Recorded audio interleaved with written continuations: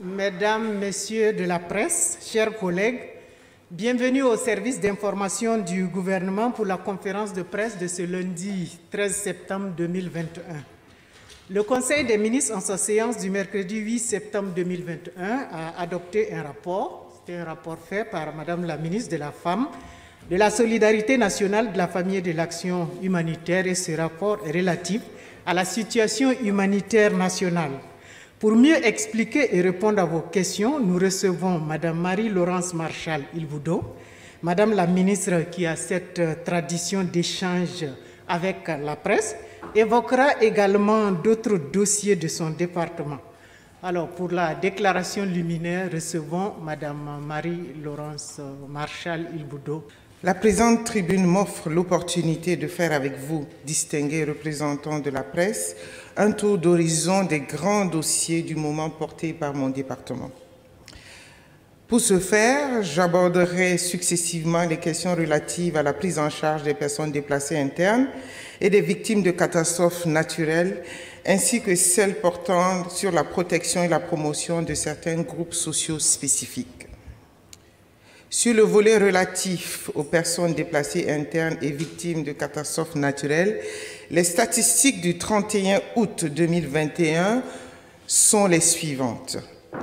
1 423 378 personnes déplacées internes accueillies dans 274 communes réparties dans toutes les 13 régions du pays.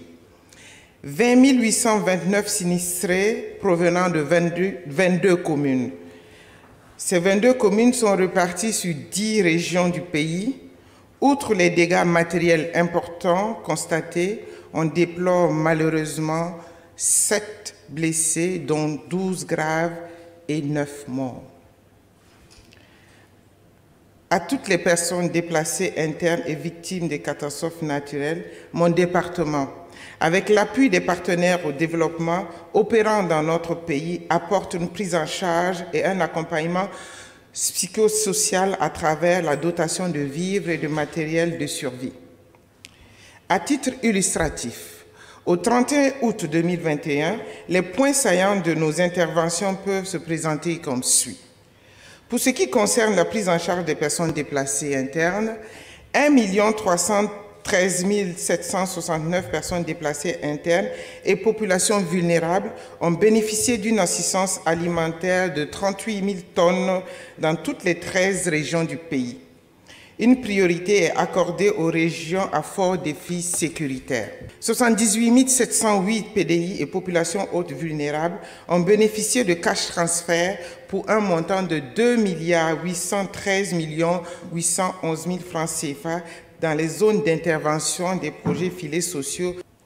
En ce qui concerne la prise en charge des personnes sinistrées, un appui alimentaire a été apporté à 14 307 exploitants de la plaine de Bagré dont les champs ont été inondés au cours de la campagne agricole 2020.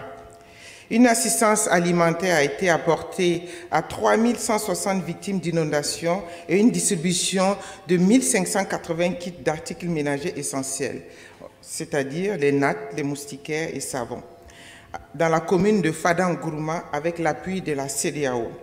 Un cash transfert pour les ménages à titre de contribution pour la réhabilitation des logements, des habitations détruites par les inondations d'un montant de 250 000 francs à 135 ménages dans les communes de Tougouri, Kongoussi, Kaya avec l'appui de la CEDEAO. Un accompagnement au relèvement a été apporté à 1 000 ménages dans les zones à risque en raison de 500 000 francs par ménage dans les zones que je viens de citer pour un montant global de 500 millions de francs CFA. Entre autres difficultés liées à la gestion de cette situation humanitaire difficile, je pourrais relever l'augmentation des besoins humanitaires, en particulier les besoins d'assistance alimentaire, l'accès quasi impossible par la route de certaines localités, notamment Mansilla, Madjouari, pour apporter assistance aux populations hautes et en détresse.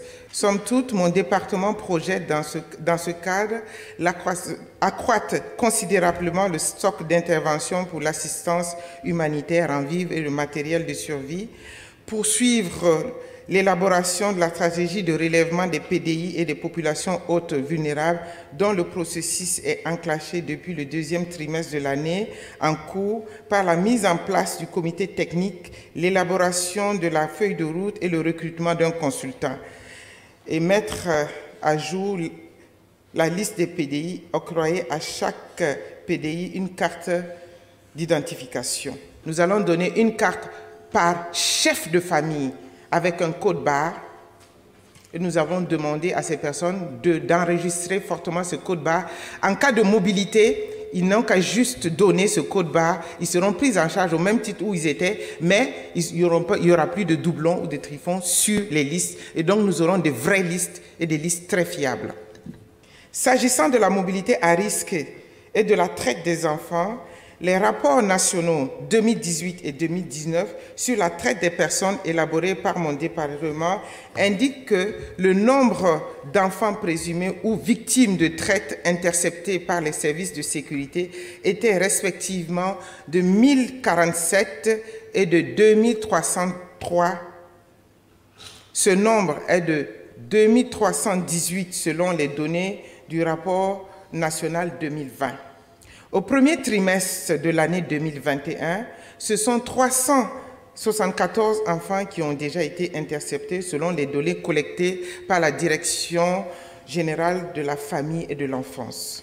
En ce qui concerne les enfants rencontrés lors des opérations de sécurisation du territoire par les forces de défense et de sécurité, depuis le début de la crise sécuritaire, c'est au total 58 enfants qui ont été remis par les forces de l'ordre aux services sociaux. En ce qui concerne les enfants en conflit avec la loi, au cours de l'année 2020-2021, nos internats éducatifs ont accueilli 64 enfants.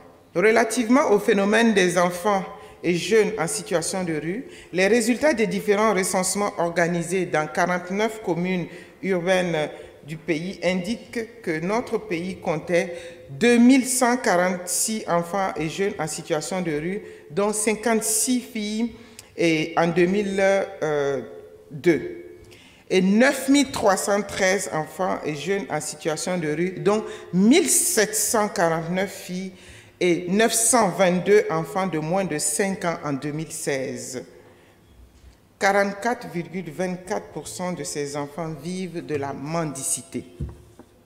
Ces données mettent en évidence une tendance à la hausse du nombre de filles exposées ou l'arrivée précoce dans la rue, principalement des talibés et des enfants de moins de 5 ans avec leur mère qui les livrent à la mendicité.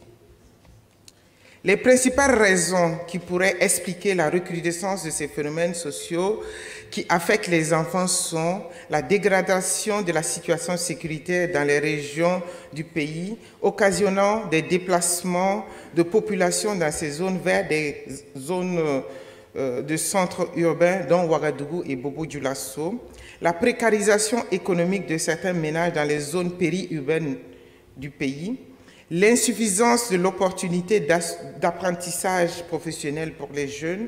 Cependant, mon département, en collaboration avec les partenaires techniques et financiers et les autres départements ministériels concernés, a mené plusieurs actions fortes. Il s'agit notamment, pour les actions de prévention, on peut citer l'action de sensibilisation sur les droits et les devoirs des enfants, la création du Conseil national de vigilance et de surveillance dans le cadre de la lutte contre la traite des personnes, la mise en place du réseau et des cellules communautaires de protection des enfants dans 45 communes, dans 45 provinces, 76 communes, 4012 villages du Burkina Faso. Dans le domaine de la protection qui vise à apporter l'assistance aux enfants en détresse, des actions menées se résument comme suit. les interventions des équipes mobiles pour le retrait des enfants en situation de danger, c'est-à-dire dans la rue ou en mobilité, l'accueil provisoire des enfants en danger dans les centres d'accueil d'urgence ou des transits pour une prise en charge psychosociale, l'évaluation des besoins des enfants en danger et la recherche des familles. La remise des enfants aux parents ou aux tuteurs après une sensibilisation ou un renouement des liens familiaux ou leur placement dans des internats éducatifs où ils peuvent survivre. Un enseignement classique ou une formation professionnelle leur sont donnés dans ces centres dans le cadre de la facilitation de leur réinsertion. L'accueil des enfants en conflit avec la loi dans les internats éducatifs. À titre illustratif, 244 femmes précédemment dans la rue ont bénéficié d'une formation, d'un équipement et de fonds de roulement pour la mise en œuvre de leurs activités génératrices de revenus. Le retrait de ces femmes a permis de protéger 575 enfants qui les accompagnaient dans la rue. Ça veut dire des enfants de moins de 5 ans, ou 2 fois plus, qui n'étaient pas scolarisés. 2218 enfants ont été retirés de la rue. Je précise que les actions ont été menées dans le domaine aussi de la promotion économique des familles vulnérables. À ce niveau, il faut inscrire particulièrement la formation et la dotation en équipement et de fonds de roulement, le paiement de frais de scolarité des orphelins et autres enfants vulnérables, la dotation en vivres et en cash transfert des familles. Les paiements de 2021 font état nous sommes en 2021, de 2 813 811 000 francs CFA. Les filets sociaux ont démarré en 2015 et nous avons commencé les paiements de 2016 à 2020. Nous avons octroyé 27 354 150 000 francs CFA pour les cash transferts pour les familles vulnérables. Et pour les paiements en réponse à la COVID-19 2020-2021, nous avons transféré 700 260 000 francs CFA aux ménages vulnérables qui avaient besoin d'un accompagnement. Notre pays, afin de rompre avec la culture du silence qui entoure les violences basées sur le genre dans notre pays, a procédé le 2 mars 2021 au lancement du numéro vert, le 80 00 12 87, pour faciliter les dénonciations de cas de violence et une meilleure prise en charge des survivantes. Cette initiative a permis d'enregistrer de mars à août 2021 832 appels. Ces cas de violence concernent 473 femmes et 82 hommes.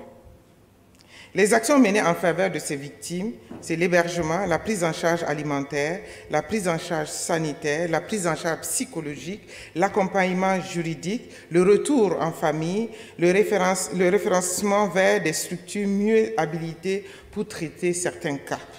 Par ailleurs, je voudrais, mesdames et messieurs, vous faire part de quelques perspectives qui viendront renforcer les acquis en matière de prise en charge des groupes vulnérables.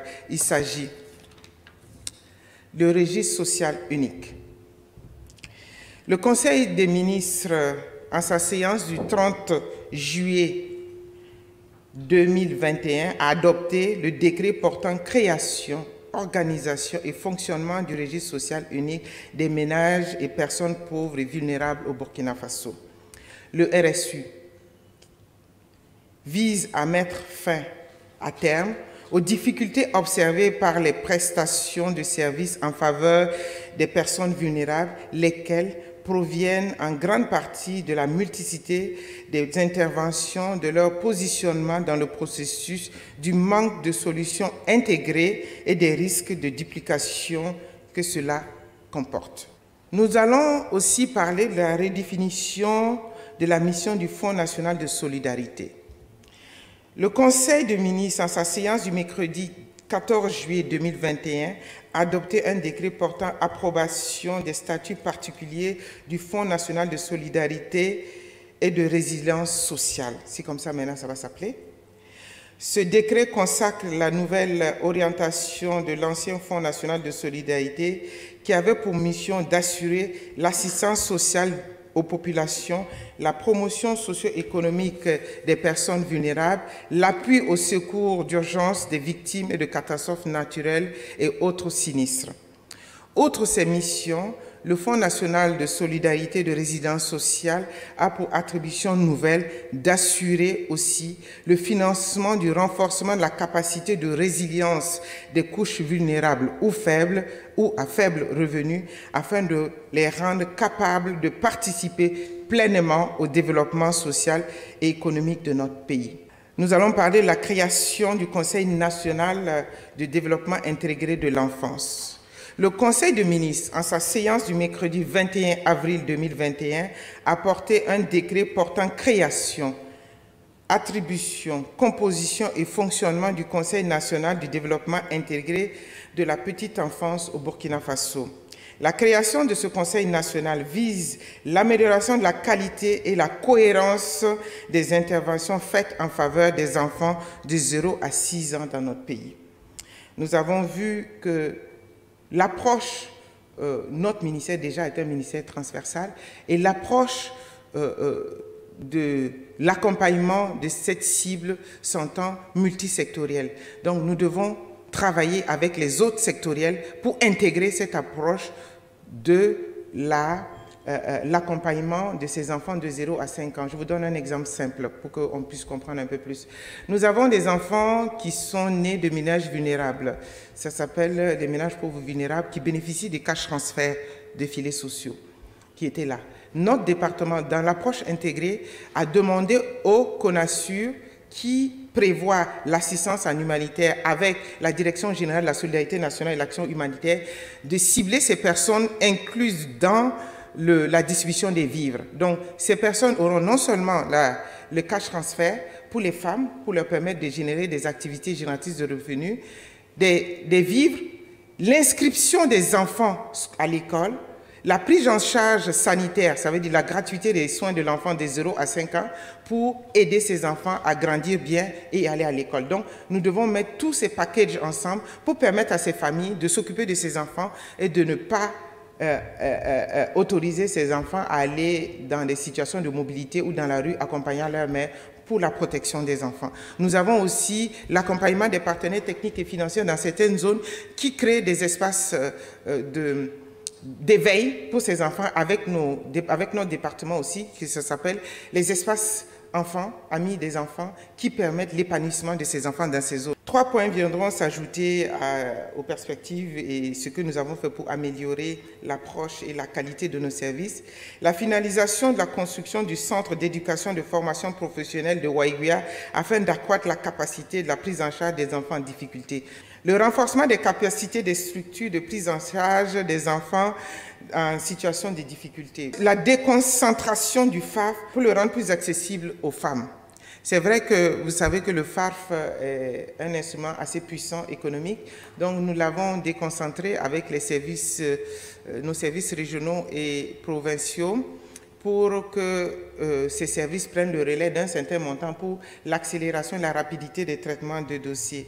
Le renforcement ou l'ouverture des services sociaux spécifiques dans les communes, les lycées, les maisons d'arrêt, afin de rapprocher davantage les prestations du service à des bénéficiaires. Ça veut dire que nous avons nos services sociaux communaux que nous allons renforcer, les services sociaux au niveau des hôpitaux, les services sociaux au niveau des maisons d'arrêt et les services sociaux que nous allons travailler avec le ministère de l'Éducation pour prévenir non seulement le décrochage, mais aussi pour accompagner les familles vulnérables à maintenir leurs enfants à l'école. Avec le registre social, nous aurons cette capacité d'identifier ces familles vulnérables et de les accompagner pour qu'un manque de ressources ne puisse pas arrêter l'éducation d'un enfant. Cela serait inadmissible dans une société comme la nôtre. Donc, nous allons travailler à renforcer ces différentes composantes pour permettre aux enfants de continuer et permettre aux familles d'être plus résilientes et d'accompagner les enfants dans le développement. Laya Jonouhajan, du journal Facho Amajoul. Votre ministère fait beaucoup de choses. Votre ministère mène beaucoup d'actions par rapport à aux personnes au PDI. Par ailleurs, nous avons reçu certaines informations qui traitent qu'il y a des PDI qui ont des difficultés pour se faire recenser par les agents recenseurs. Il y a d'autres qui sont abusés, il y a certaines personnes aussi qui sont obligées de payer pour pouvoir avoir des vivres. Quelle est votre réaction par rapport à cela? Sophie Douce, journaliste pour Le Monde. J'avais une question par rapport à la situation des déplacés à Ouagadougou, dans la capitale. Je voulais notamment vous poser la question, pourquoi est-ce qu'ils ne sont pas référencés? À combien est-ce que vous estimez leur nombre, justement, à Ouagadougou? Et dernière question, pourquoi ne pas leur porter assistance et faciliter l'accès aux ONG internationales? Merci. Nyehun Salif Daniel. Daniel, merci. Traducteur de M. Henry Wilkins, journaliste au Voice of America. Madame, les organisations humanitaires ont proposé d'intervenir et d'aider à l'enregistrement des personnes déplacées et affirment pouvoir le faire plus rapidement que l'action sociale. Pourquoi le gouvernement ne leur a-t-il pas permis d'adopter leur aide? Merci. Les PDI en difficulté de recensement, d'autres abusés pour se faire recenser ou d'autres payer des vivres. C'est pour dire que c'est de ça que je parlais tout de suite. Nous avons mis des mécanismes en place pour arrêter cela. Nous avons dit, ceux qui sont habilités à faire des recensements restent le gouvernement à travers les services déconcentrés du ministère, les DP, les DR, les services communaux. C'est eux qui doivent faire les recensements. Si vous allez dans une DP ou une société communale et on ne vous recense pas, vous avez un numéro de violence. Vous avez tous les numéros du département. Venez vous plaindre à nous, on va vous donner satisfaction. Il faut que le citoyen comprenne aussi qu'il a des droits. Pour faire respecter ses droits, il faut qu'il nous le dise. Il ne faut pas qu'il soit toujours frileux à dire si je veux, on ne va pas. Non, c'est le travail de chacun et chacun doit faire son travail. Vous me dites aujourd'hui, les gens ont des difficultés de recensement. Moi, je n'ai pas cette difficulté revenue sur le terrain, ce n'est pas possible. C'est pour ça que nous avons donné les cartes. Il y a des gens qui se cachent aux agents recenseurs parce qu'ils ont peur. On ne va pas aller les obliger à se recenser. Nous n'avons pas aujourd'hui un problème de recensement. Nous avons un problème d'adhésion des personnes à recenser pour suivre les normes que nous leur édictons. Et il faut suivre ça pour qu'on s'accompagne, c'est ça. Il faut qu'il soit de la discipline, la rigueur pour qu'on puisse avancer.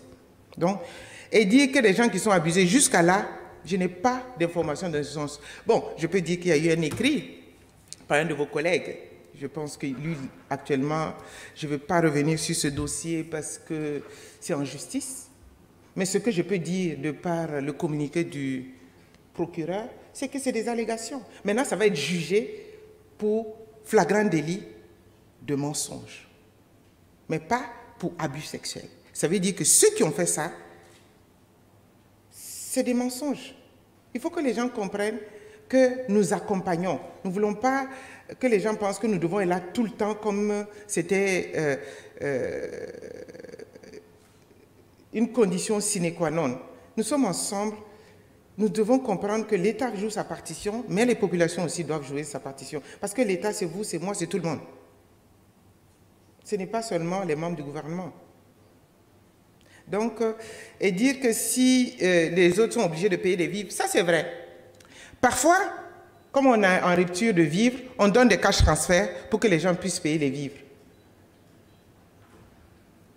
C'est fait pour ça. On ne peut pas vous donner de l'argent et puis encore vous donner des vivres quand ce n'est pas pour ce programme. Parce qu'il y a les programmes de vivres et argent, c'est les programmes de résilience des familles. Ça veut dire les filets sociaux, on veut vraiment le développement à ce moment. Et ça, c'est spot.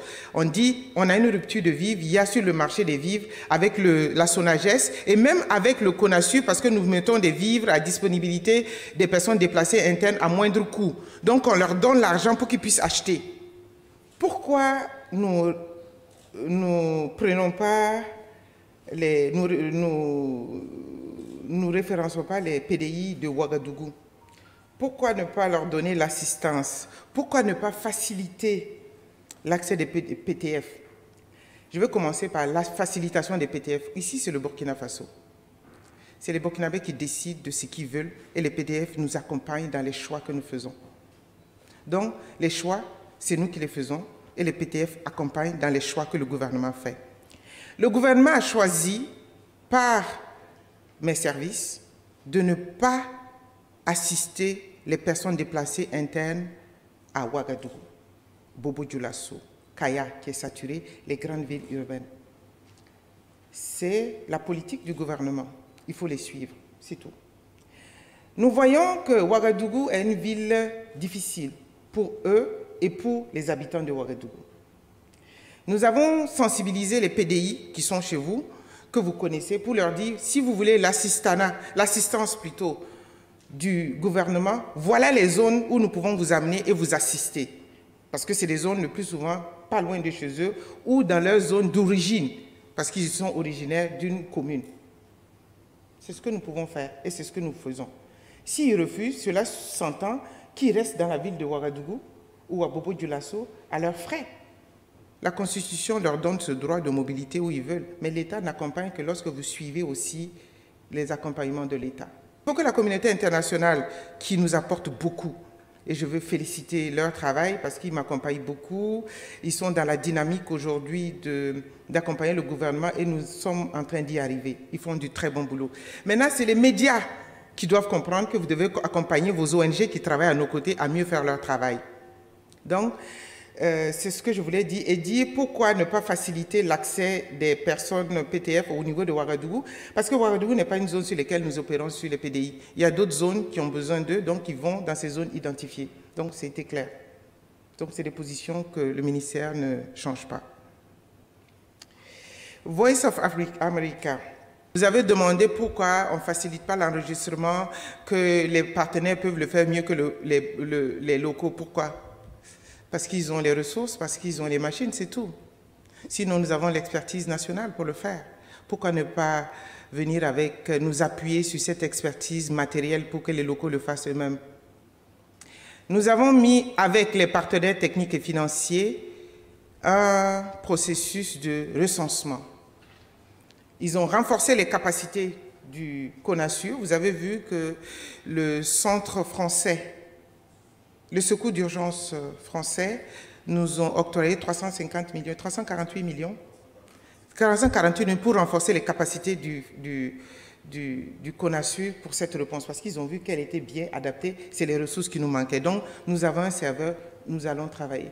Nous allons saluer aussi le HCR qui nous vient de nous doter, vous avez vu, de matériel et pour le renforcement de cet enregistrement. C'est avec les partenaires techniques et financiers aussi que nous avons ce format de carte avec le code barre surtout pour avoir une liste vraie. Mais nous disons que c'est au fur et à mesure, tout le monde sera compté. Si nous nous disciplinons là, tout le monde va avoir son compte parce que le président du Faso tient à ce que la réponse humanitaire soit vraiment adaptée aux besoins que nous avons. Donc, il faut que les gens comprennent que l'enregistrement, c'est le Burkina Faso, c'est notre pays. Donc, on va maintenir le lead de l'enregistrement. Donc, il est interdit à tout humanitaire de faire un recensement. Là, en ce moment, quand il y a des plaintes, on sait où se plaindre.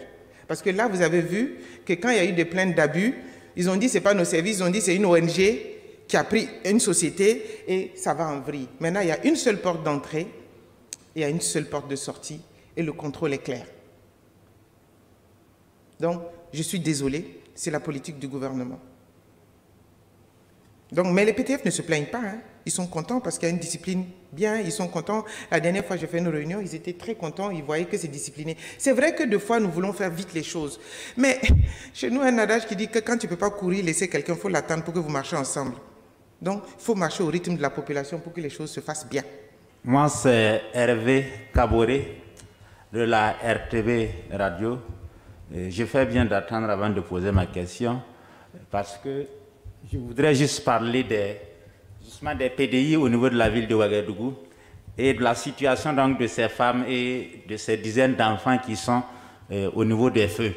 On se demande, ils viennent d'où finalement? Après l'opération que vous avez menée pour sortir donc les enfants et les femmes des rues, et quand on les voit souvent nager dans l'eau sale des caniveaux, ou des enfants de moins de 5 ans qui sont dans la circulation en train de mendier. Bon, on se demande, est-ce des cas sociaux? Est-ce que ça nous interpelle sur le plan humanitaire ou est-ce que c'est parce qu'ils n'ont pas accepté de rejoindre les sites des PDI qu'on doit les laisser comme ça, ou bien on fait quoi en ce moment? Emmanuel Gouba de filinfo.net. Nous sommes déjà à quelques semaines de la rentrée scolaire. Donc j'aimerais savoir, est-ce que déjà les choses s'annoncent bien pour que les enfants déplacés internes puissent tous aller à l'école? Moi, c'est Lido Yakuba, interprète au niveau du Associated Press. Alors moi, je voudrais que Madame la ministre revienne un peu sur cette affaire de Kongoussi qui a quand même défrayé la chronique. Je parle de l'affaire dite sexe contre la nourriture. Est-ce que vous pouviez juste revenir sur cette affaire-là pour que nous comprenions mieux? Parce qu'il aurait ressorti que ces mêmes victimes sont revenues dire dans les médias, n'est-ce pas, qu'ils avaient menti. Et alors, en tout cas, peut-être nous voudrions que vous reveniez là-dessus pour plus de précision. Merci. Samboué, journaliste à l'Info H24.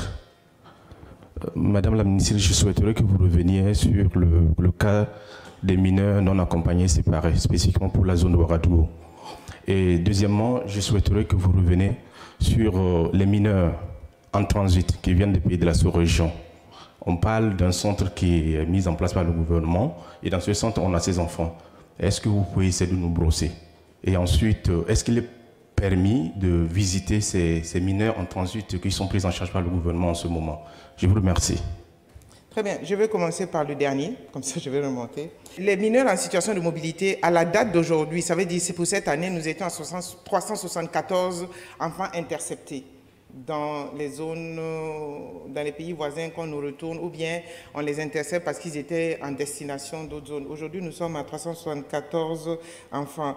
Ils sont mis dans les zones, dans les sites de transit. Les sites de transit, nous avons un site ici à Ouagadougou qui n'est pas aussi le site de Somgandé, hein. C'est un autre site que nous avons qui est le présent parce que nous voyons des fois que ces enfants ont des parents, c'est des fois même les parents qui sont d'accord pour qu'ils aillent chercher leur pitance. Donc, il y a cette situation. Ils sont dans la zone de Somgandé que lorsque nous savons que nous allons les prendre à long terme ou bien les accompagner dans l'insertion socio-professionnelle. Donc, qu'est-ce que nous faisons aujourd'hui? Aujourd'hui, quand nous les interceptons, nous cherchons déjà la recherche parentale. On cherche d'où ils viennent. Eux-mêmes, déjà, ils sont quand même assez grands pour dire leur nom, d'où ils viennent et tout. Et avec nos services déconcentrés, on essaie de rechercher les parents. On retrouve les parents et dans ce sens, on interpelle les parents. Ils viennent chez nous et on leur dit les dangers que les enfants peuvent courir quand ils vont dans ce genre d'aventure.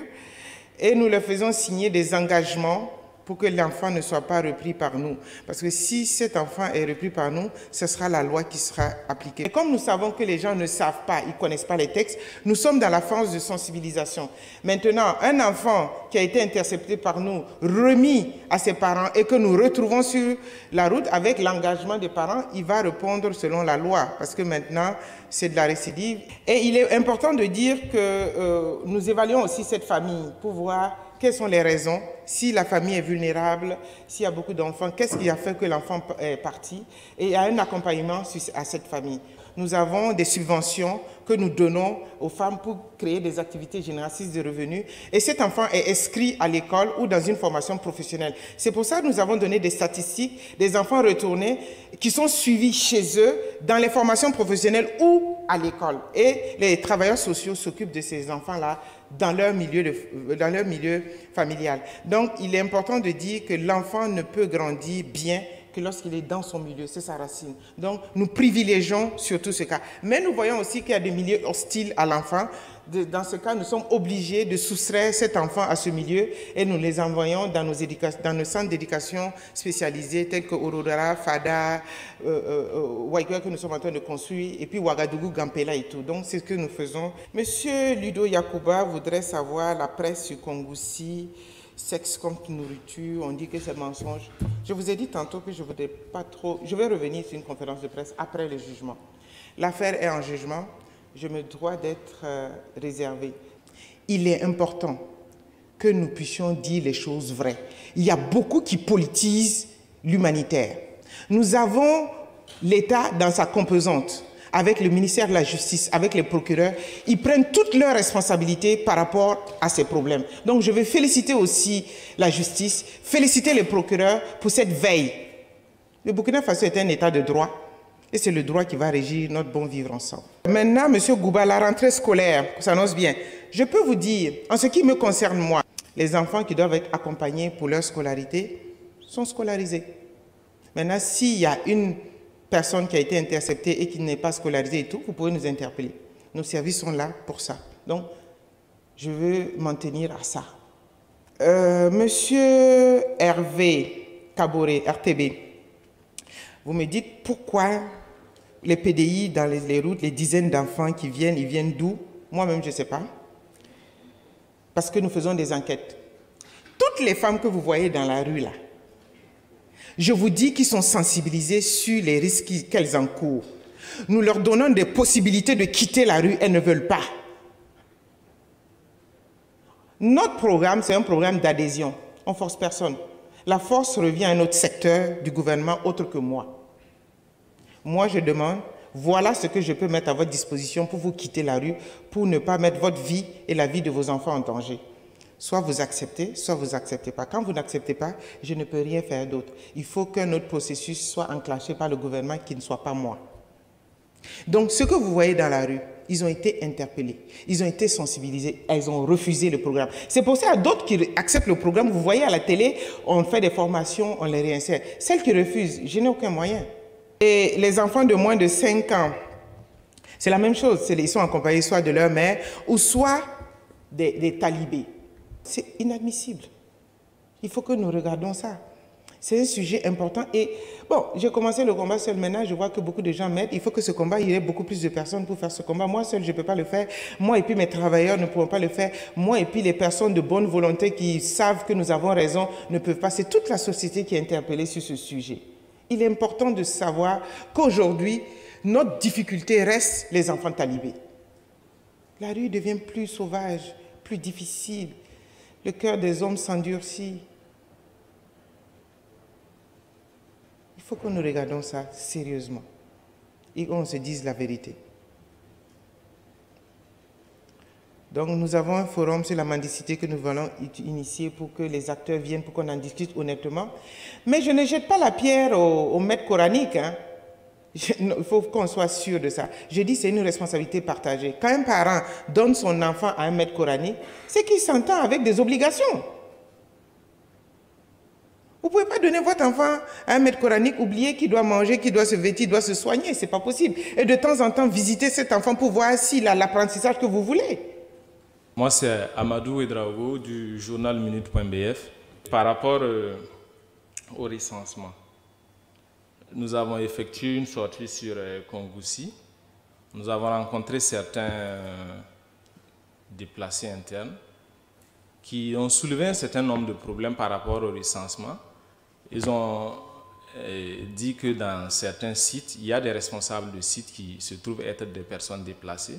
Et souvent, par rapport à certains recensements, on confie la responsabilité justement de recenser certains PDI à ces responsables de sites et de transmettre aux agents de l'action sociale. Et par moment, ces responsables de sites, en fait, il y a souvent comment on appelle ça, des gens qui ne recensent pas. Est-ce que vous pouvez nous apporter des éclaircissements là-dessus? Merci. Je suis Bassoulé Herman Frédéric, le Faso.net. Et ma première question est relative à la situation dans la Komoué, notamment à Mangodara, où les populations sont en train de quitter les villages. Et quelle est la situation actuellement humanitaire? Il y a combien de personnes? Quelles sont les dispositions qui ont été prises pour les accueillir?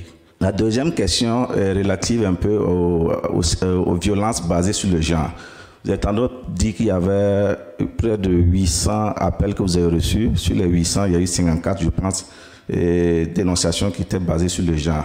Et est-ce à dire que les autres appels quelle était la nature des autres appels? Est-ce que c'était des faux appels ou bien c'était des dénonciations dues à d'autres violences? Très bien, je vais toujours commencer par la dernière question qui est plus actuelle.